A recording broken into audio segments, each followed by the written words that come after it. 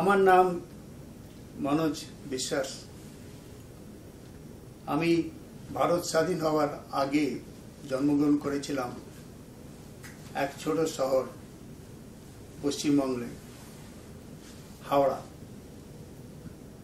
৭৭ নম্বর হারকাট lane ছিল তখন নাম, কারণ ভারত তখন ছিল ব্রিটিশের আন্ডারে, ওই জন্য নামগুলো সবই ছিল ব্রিটিশ। হারকাট লেন। আমার বয়স তখন হবে ৭-৮ বছর হবে। তখন থেকে আমার প্রথম থেকে শুরু করো। আমি আমার বাবার নাম ফাম কিছু বল। বাবা তার নাম ছিলেন বলে ফেললাম, ঠিক আছে, বাদল চন্দ্র বিশ্বাস। আর আমার মায়ের নাম শ্রীমতী পূর্ণিমা বিশ্বাস। আমরা 5 ভাই বোন, 2 বোন আর 3 ভাই। আমি সবচেয়ে ছোট। আমার বাবার এক ব্যবসা ছিল, রিটেল ব্যবসা। সেখানে তিনি গ্রেনস ডিল করতেন, যত রকমের গ্রেনস, ডাল আর চাল। রিটেল ব্যবসা ছিল, এক দোকান। আমি উচ্চ মধ্যবিত্ত ঘরের ছেলে বলতে পারি না, মধ্যবিত্ত ঘরের ছেলেই বলতে পারবো। কারণ কি, একমাত্র উপায় ছিলেন আমার বাবা আর 5 ভাই বোনকে তিনি মানুষ করেছেন। শুধু তাই নয়, সমস্ত জারতুতো খুঁড়তুতো কতগুলো ভাই, তারাও এসে বাবার কাছে তোমার সাহায্য নিতে আসতো গ্রাম থেকে। তো আমার বাবা ওই সামান্য ব্যবসার মধ্যে দিয়েই আমার 2 ভাইকে লেখাপড়া শিখিয়েছিলেন। আমার বড় ভাই গোপাল চন্দ্র বিশ্বাস ফিলোসফিতে MA পাস করেছিলেন, ফার্স্ট ক্লাস সেকেন্ডে। আর মেজ ভাই সনদ বিশ্বাস ব্যাংকে কাজ করতেন, তিনি BSc পাস করেছিলেন বিদ্যাসাগর কলেজ থেকে। আমার পড়াশোনা শুরু হয় Ripon collegiate school. Ripon collegiate school আমি পড়া শুরু করি মনে হয় তখন 1949 সাল মনে হচ্ছে সেরকম। আর স্কুল আমার খুবই ভালো লাগতো।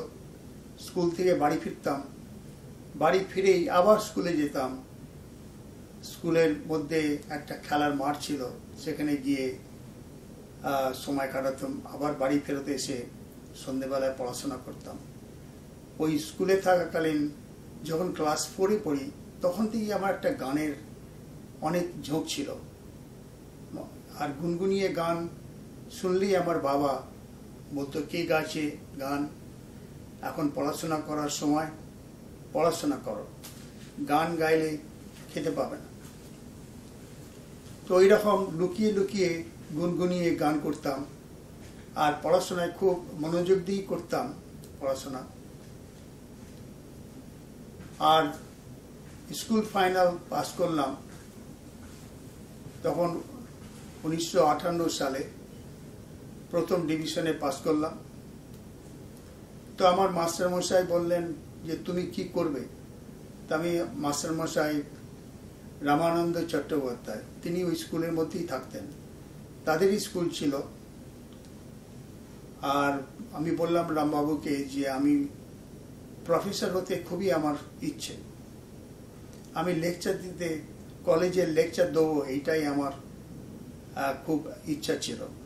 তখন রামানন্দ চট্টোপাধ্যায়, রামবাবু যাকে আমরা বলতাম, উনি বললেন যে দেখো, যদি তুমি কলেজের প্রফেসর হও তাহলে তুমি বেশি মাইনে টাইনে তো পাবে না, তুমি এক কাজ করো, তুমি ডাক্তারি পড়তে ঢোকো, ডাক্তার হও, ডাক্তার হয়ে প্রফেসরি করো। আশ্চর্য ব্যাপার, আমি জাস্ট স্কুল ফাইনাল পাস করেছি, সেই রামবাবুর কথা হয়তো কোনোদিনই ভুলতে পারবো না। আর সেই রামবাবুকে আমি এতই ভক্তি করতাম যে তার কথা অনুযায়ী আমি সায়েন্স সাবজেক্টে ফিজিক্স, কেমিস্ট্রি, ম্যাথামেটিক্স আর ফোর্থ সাবজেক্ট ছিল বায়োলজি নিয়ে স্কটিশ চার্চ কলেজ, কলকাতার ভালোই কলেজ, সেই কলেজেতে আমি ভর্তি হলাম। আর মনোযোগ দিয়ে পড়াশোনা করতাম। আবার আমি ফার্স্ট ডিভিশনেতে পাস করলাম ইন্টারমিডিয়েট সায়েন্স। তারপরে আমি মেডিকেল স্কুলে ঢোকার জন্য দরখাস্ত করলাম।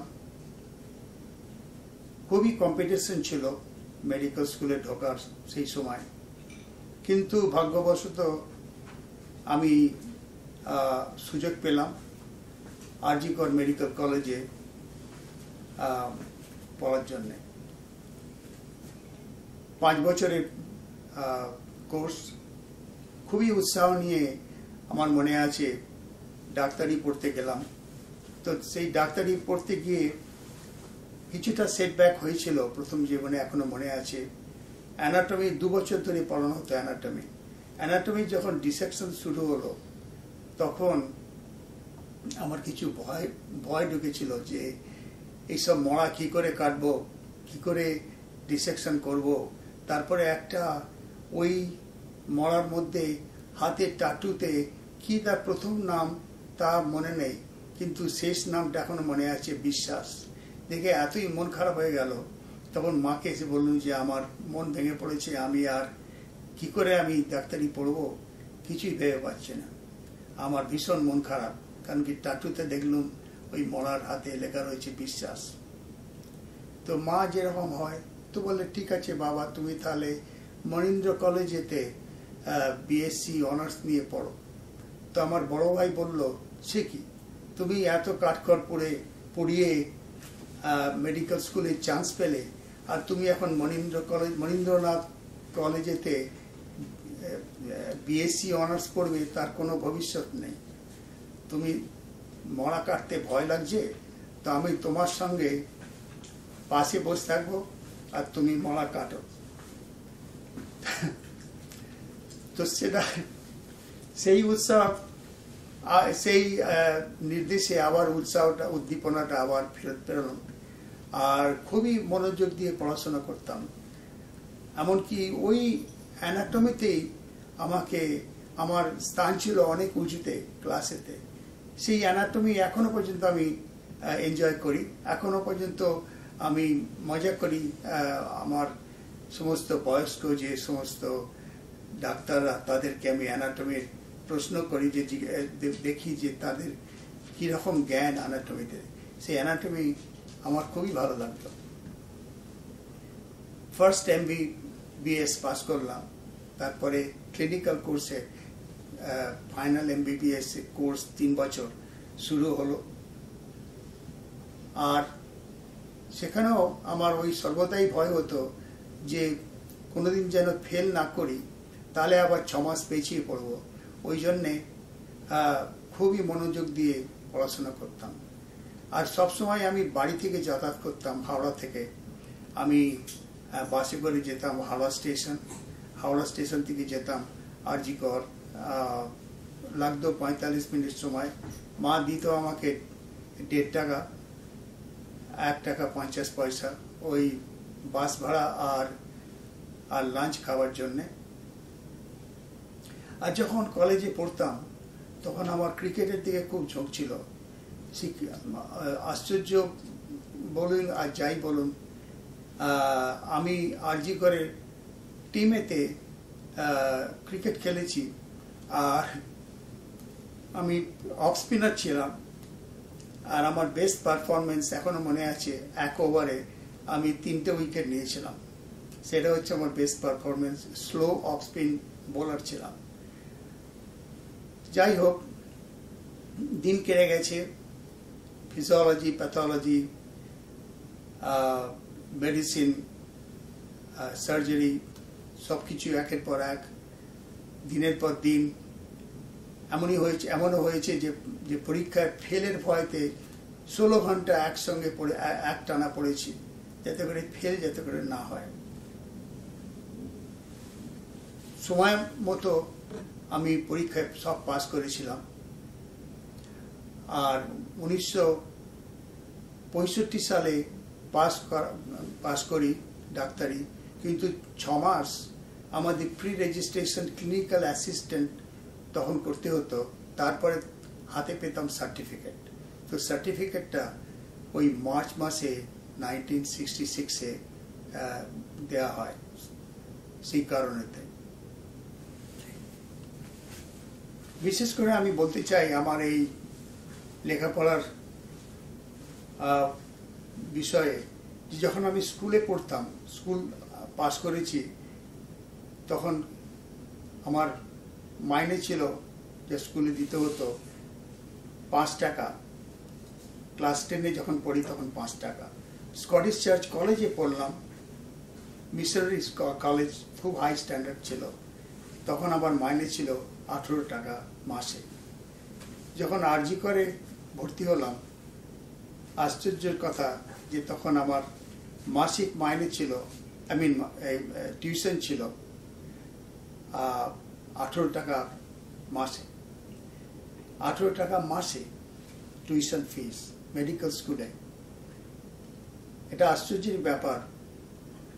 যাই হোক, সেদিনকার কথা এখনকার কথার সঙ্গে, এখনকার দিনের কথার কোনো তুলনা করা যেতে পারে না। তবুও আমি ভাবলাম এটা খুবই উল্লেখযোগ্য।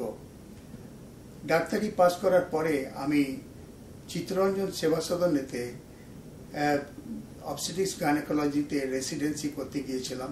কারণ কি, চিত্তরঞ্জন সেবা সদন দক্ষিণ কলকাতার একটা খুবই বড় নামকরা মেটার্নিটি হসপিটাল ছিল। অনেক ডেলিভারি, অনেক কিছু হতো। আরজি করের চেয়েও বড় ছিল ওই ডিপার্টমেন্টটা। আমি ওখানেতে 1.5 বছর কাজ করেছি। আর সেই সময় আমি diploma in obstetrics and gynaecology pass করলাম। পাস করে তখন ভাবলাম আমি কি করি। আমি যদি ইন্ডিয়ায় থাকি অথবা উচ্চশিক্ষার্থে অন্য জায়গায় যাই। অনেক লোক বলল যে উচ্চশিক্ষার্থে গিয়ে তোমার কি হবে, দেশের ছেলে দেশে থাকো। আর তখন 1969 সাল। আমি ভাবলাম যে একবার দেখি বিদেশে গিয়ে কি করতে পারি। কারণ কি, এই বিলেতি diploma membership of the Royal College of Obstetricians and gynaecology তখন খুবই নামকরা একটা খেতাব ছিল, মর্যাদা অনেকটা বেড়ে যেত। সেই জন্যে আমি ভাবলাম যে বিলেতে যাব। তা বিলেত যাওয়ার আগে আমি আমার একটা ঘটনা বলতে চাই। সে ওই সেবা সদনেতেই মিনতি দাস, তার সঙ্গে আমার আলাপ হয়। সেও ওই অবস্টেট্রিক্স গাইনোকোলজি রেসিডেন্সি করতে গিয়েছিলেন। তারপরে আমি তার সঙ্গে আমার বিবাহ হয় মে মাস 1969 সালে।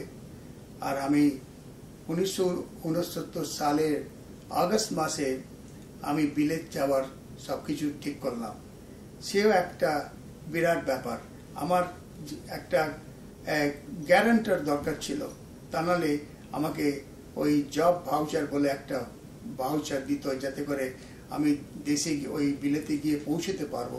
সে তার জন্য একটা গ্যারান্টার দরকার। সেই গ্যারান্টারের দরকারের জন্য যে টাকা পয়সার দরকার হয় 50,000 টাকা, আমার বাবার ব্যাংকে সেটা ছিল না। এই অবস্থায় একজন আমাদের জানাশোনা প্রতিবেশী, খুবই বড়লোক ছিলেন, জমিদার বলতে পারেন। তিনি বলেছিলেন যে আমি তোমার গ্যারান্টার হব। এখনো মনে আছে, আমি তার সঙ্গে মার্কেন্টাইল ব্যাংকে গিয়েছিলাম ম্যানেজারের সঙ্গে দেখা করতে। ওনার সঙ্গে গিয়েছিলাম, যিনি আমাকে দেখে কি উদ্দেশ্য আমার ওই সার্টিফিকেট দরকার, সেই সব বুঝে আমাকে ওই সার্টিফিকেট দিয়েছিল। তার জন্যেই আমি জব ভাউচার পেয়েছিলাম, আর তার জন্যেই আমি বিলেতে যেতে পেরেছিলাম। ইংল্যান্ডে পৌঁছলাম তখন 1969 সালে 6ই আগস্ট। তখন আমার পকেটে ছিল $7। মিনতির কাছে ছিল, আমার ওয়াইফের কাছে ছিল ভুল বললাম, 3.5 পাউন্ড, আর আমার পকেটে ছিল 3.5 পাউন্ড। নিয়ে উপস্থিত হলাম। তখন কি হলো, কি করব ওই সামান্য পয়সা নিয়ে? আমি 3 সপ্তাহ ওয়েলফেয়ারের অফিসে গিয়ে বসে থাকতাম।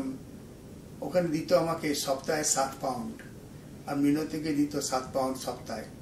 ওই পয়সার মধ্যে 3.5 পাউন্ড চলে যেত এক সপ্তাহের 1 বেডরুম একটা অ্যাপার্টমেন্টে থাকবার জন্যে। কিন্তু সৌভাগ্যবশত আমি একটা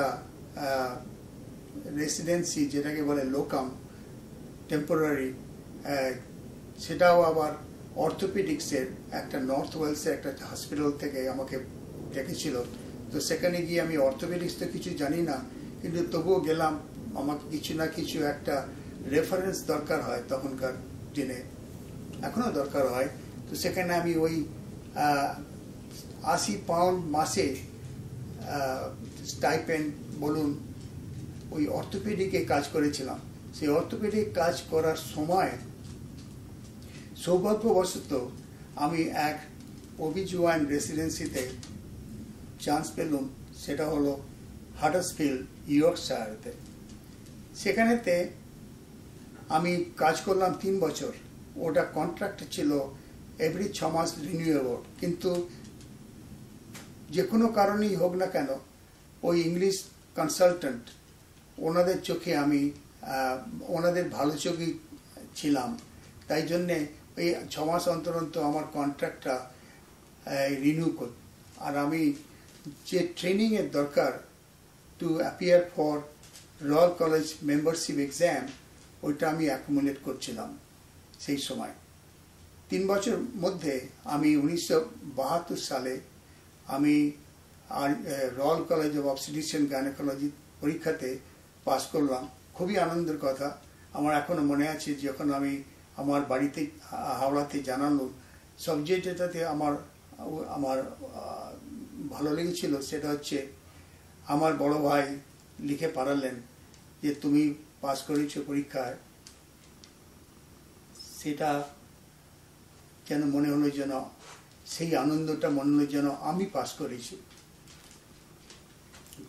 কথাটা এখনো পর্যন্ত মনে করি মাঝে মাঝে, যে আমার বড় ভাই আমার পড়াশোনার ব্যাপারে কতটা উৎসাহী ছিলেন। আর হাডার্সফিল্ডের রয়্যাল কলেজে পাস করার পরে আমি আমার পজিশনটা এক স্টেপ উঁচুতে উঠলো। পজিশন হলো রেজিস্ট্রার ইন অবস্টেট্রিক্স গাইনোকোলজি। তখন আমি একটা টেম্পোরারি চাকরিতে গিয়েছিলাম, সেটা হচ্ছে নর্থ ওয়েলসে মায়ালার জেনারেল হসপিটাল। জায়গাটা ভালো লাগলো না এই কারণে যে ক্লিনিক্যাল এক্সপিরিয়েন্স যেটা দরকার হয় ডাক্তারিতে, সেটা আমি দেখলাম যে সেটা সেরকম নেই ওখানে। ওই জন্যে আমি গেলাম অন্য চাকরি, ওইখান থেকে চাকরি ছেড়ে গেলাম Marston Green maternity hospital, suburb of Birmingham in England. ওখানেতে আমি 3 বছর আমাকে ওই কন্ট্রাক্ট রিনিউ করে রেজিস্ট্রারের চাকরিতে আমি আমার যে এক্সপিরিয়েন্স যেটা দরকার হয় সেই এক্সপিরিয়েন্সটা আমি পেলাম। আর আমি সবসময় ওই ইংলিশ কনসালটেন্টের ভালো চোখে ছিলাম।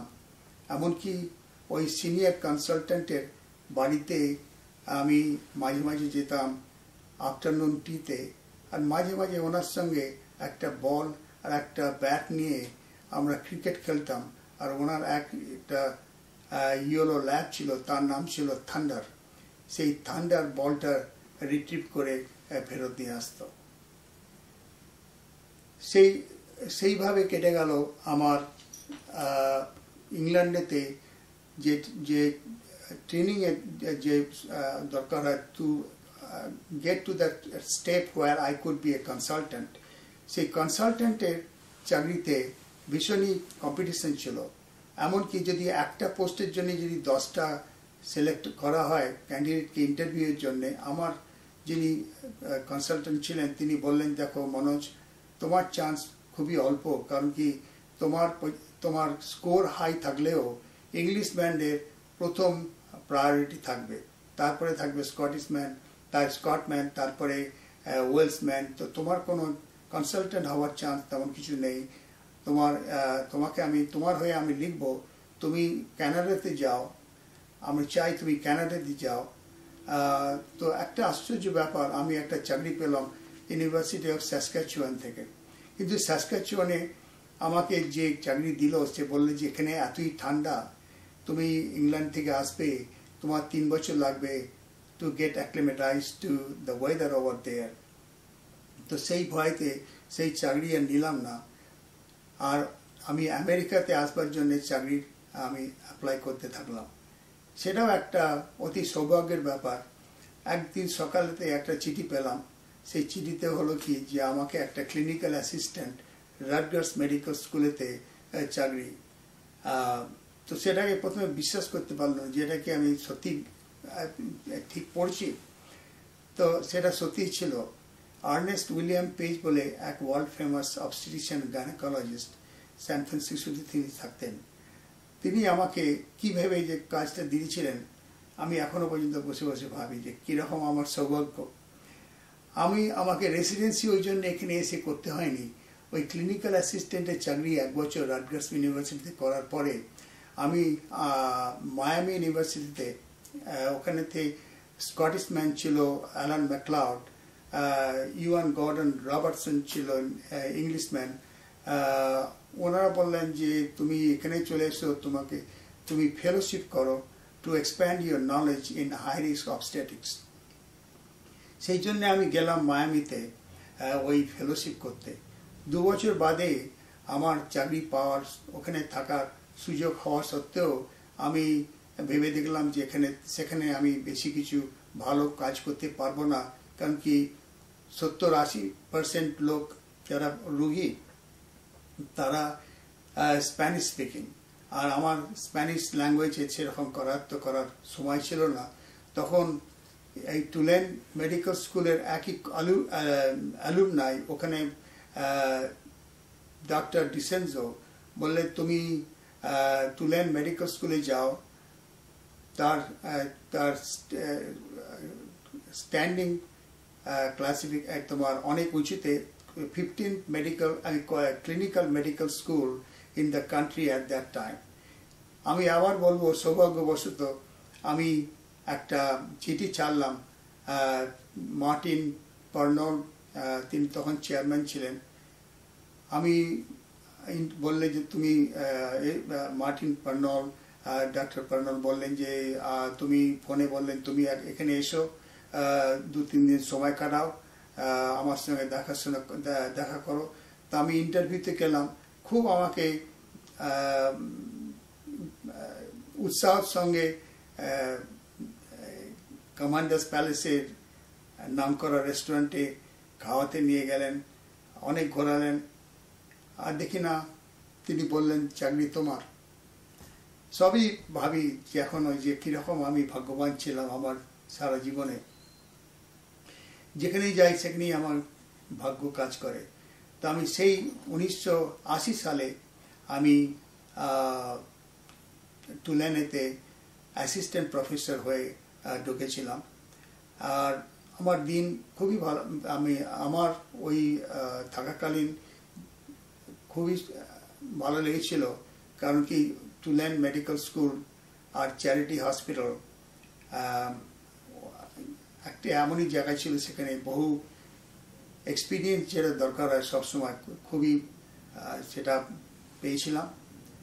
আর যে ছাত্র পড়ানো বা অন্য রেসিডেন্সে যে ট্রেনিং দেওয়ার দরকার ছিল সেটাও আমার খুবই সুযোগ পেয়েছিলাম। আর স্টুডেন্টরা আমাকে আমার এই ফরেন অ্যাকসেন্ট থাকা সত্ত্বেও আমাকে অনেক অ্যাওয়ার্ড দিয়েছিল। আমার 25 বছর আমি তুল্যান্ডে কাজ করেছি, সেই 25 বছরেতে আমাকে 14 বার স্টুডেন্টরা আমাকে অ্যাওয়ার্ড দিয়েছে ফর আউটস্ট্যান্ডিং টিচার। আর রেসিডেন্টসরা আমাকে অ্যাওয়ার্ড দিয়েছে, মার্টিন পার্নর টিচিং অ্যাওয়ার্ড। আর রেসিডেন্টস আরও আমাকে, যেটা খুবই আনন্দের সঙ্গে বলবো, স্পেশাল অ্যাওয়ার্ড দিয়েছে 20 years of teaching experience, teaching excellence. সেটাও আমার খুবই আনন্দের ব্যাপার যে আমি সেই অ্যাওয়ার্ডটাও পেয়েছিলাম।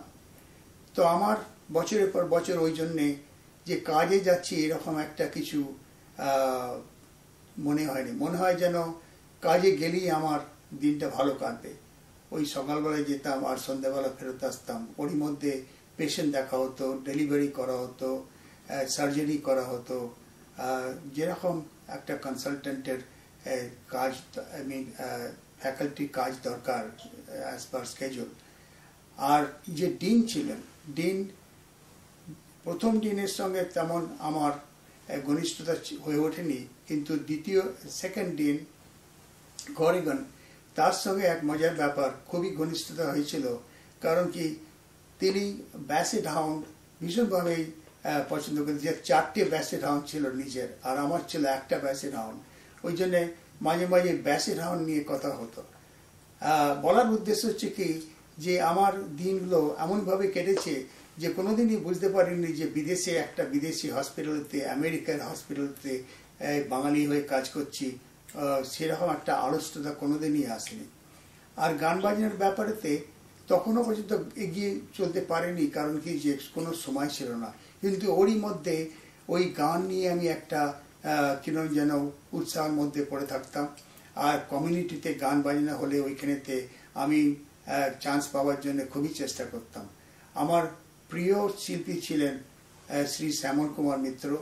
আমি শ্যামল কুমার মিত্রর গান এখনো পর্যন্ত 180টা গান আমার আছে, আর আমি হয়তো সুযোগ পেলে গিয়ে শোনাতে পারি। শ্যামল মিত্র। আর আমার সবচেয়ে প্রিয় মিউজিক ডাইরেক্টর ছিলেন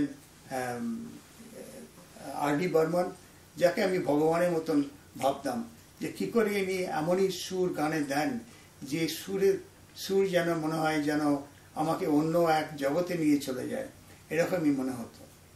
এই ইদানিং আমি 26 বছর তুলনে কাজ করার পরে আমার যে স্পেশালিটিতে আমি কাজ করতাম, হাই রিস্ক অবস্টেটিক্স, সেই অবস্টেটিক্স প্র্যাকটিস করা একটা বছর খুবই একটা স্ট্রেসফুল কাজ। কারণ কি, সেই রুগীদের যত রকম মেডিকেল কন্ডিশন, যেরকম diabetes, high blood pressure, systemic lupus, nephrotic syndrome, cardiomyopathy, সব কিছুই তার উপরে ভাবুন যে সেই পেশেন্ট এখন প্রেগনেন্ট। সেই জন্যে এমন একটা বয়স আসে তখন আর ওই রকম প্র্যাকটিস আর করা যায় না। আমি 2005 সালে এখানেতে নিউ অর্লিন্সে বিরাট এক হারিকেন আসে, ক্যাটরিনা বলে। সেই ক্যাটরিনাতে সমস্ত শহরটা জলে ডুবে গেল। জলে ডুবে যাওয়াতে কি করে কি হলো যে অনেক লোকের কে চাকরি চলে গেল। আর মেডিকেল স্কুল থেকে 180 জন সিনিয়র ফ্যাকাল্টি, যাদের মাইনে অনেক বেশি ছিল জুনিয়র ফ্যাকাল্টিতে চেয়ে, তাদেরকে বসিয়ে দেওয়া হলো। আমি তার মধ্যে অন্যতম ছিলাম। কিন্তু আমার রিটায়ারমেন্টের শুধু 1 বছর 4 মাস বাকি ছিল। ওই জন্যে আমাকে সেরকম তত অ্যাফেক্ট করেনি। আর আমাকে 6 মাসের কি বলে 6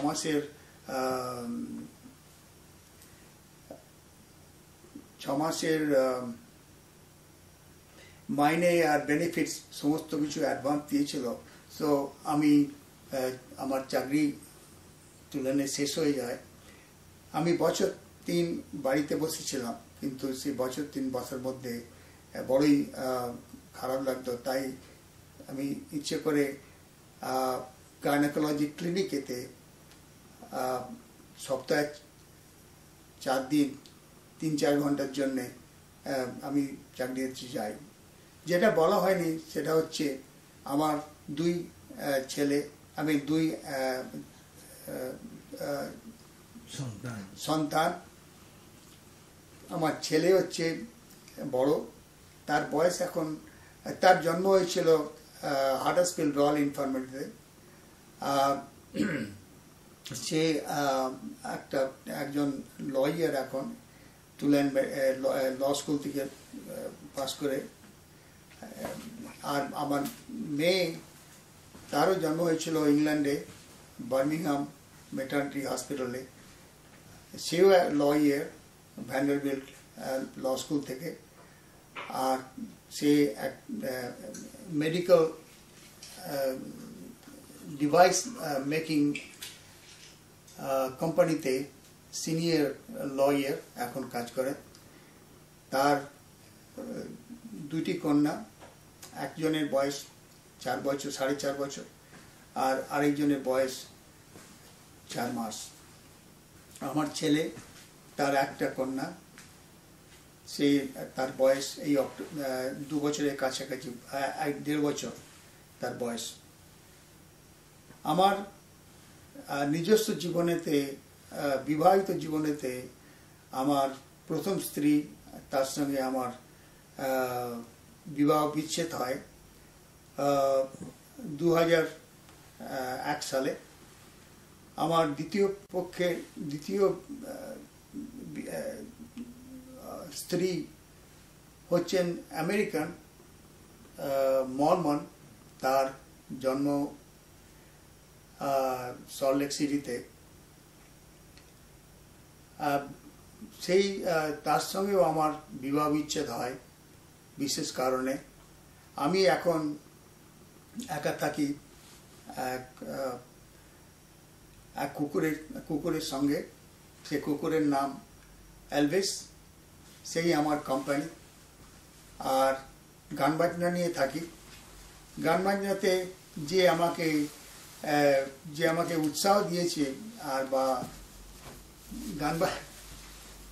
আমাকে অনেক সাহায্য করেছে, to spread my name and make me available to other people around the world so that I have connection with them. তার নাম হচ্ছে প্রদীপ কুমার রায়। he always acted like a catalyst. এই ক্যাটালিস্টের দরকার হয় জীবনেতে অ্যাডভান্স করার জন্যে। আমার জীবনে তো এরকম অনেক প্রকারের ক্যাটালিস্ট আমি পেয়েছি। যেরকম রামবাবুর স্কুলের মাস্টার, তার সম্বন্ধে বলুন, আর হ্যারল্ড জন টেলর স্কটিশের প্রিন্সিপাল বলুন, আর সন্ন্যাসী লাহা আরজি করে অ্যানাটমির প্রফেসর, তার কথাই বা বলুন, আর ইংল্যান্ডেতে রিচার্ড ডেনিস বলুন, স্টিভেন লেস্টার বলুন, এমনকি হেজেল মেরি রলিনসন। আমি ইংল্যান্ড ছেড়েছি 1978-এ। সেই এত বছর কেটে গেছে, 40 বছরের কাছাকাছি। সেই সময় সব সময় একটা ব্যাপার, মানে এখনো পর্যন্ত তিনি প্রত্যেক বছরেতে আমাকে ক্রিসমাসে কার্ড পাঠান। আর ইদানিং ইমেল হওয়াতে মাঝে মাঝে তিনি ইমেল করেন। তার বয়স এখন 82 বছর। কোথা থেকে যে এই ভালোবাসার যোগাযোগ! ইংলিশ ওয়াম্যান আর আমি বাঙালি এক ছেলে হাওড়ার, সেই যোগাযোগটা কিছুতেই আমি এখনো পর্যন্ত ঠিক করে উঠতে পারিনি যে হেজেল মেরি রলিনসন, তার সঙ্গে আমার এই যে ইমেল দেওয়া নেওয়া বা ক্রিসমাস কার্ড এক্সচেঞ্জ করা কিছুই ভেবে পায় না। তার সেটাও একটা আশ্চর্য ব্যাপার। তিনি বিবাহিত, তার বহু গ্র্যান্ড চিলড্রেন এবং গ্রেট গ্র্যান্ড চিলড্রেন, তাদের খবরও তিনি লেখেন। আর সবসময় ভাবি যে আমি যখন দেশ ছাড়ি তখন অনেকে বলেছিলেন যে দেশ ছেড়ে বিদেশে যেও না, তুমি হয়তো পাটনি ব্রিজ থেকে ঝাঁপিয়ে পড়ে রিভার টেমসে আত্মহত্যা করবে, যেও না। কিন্তু তাদের কথা না শুনে ওই 3.5 পাউন্ড পকেটে নিয়ে আমি দেশ ছেড়েছিলাম।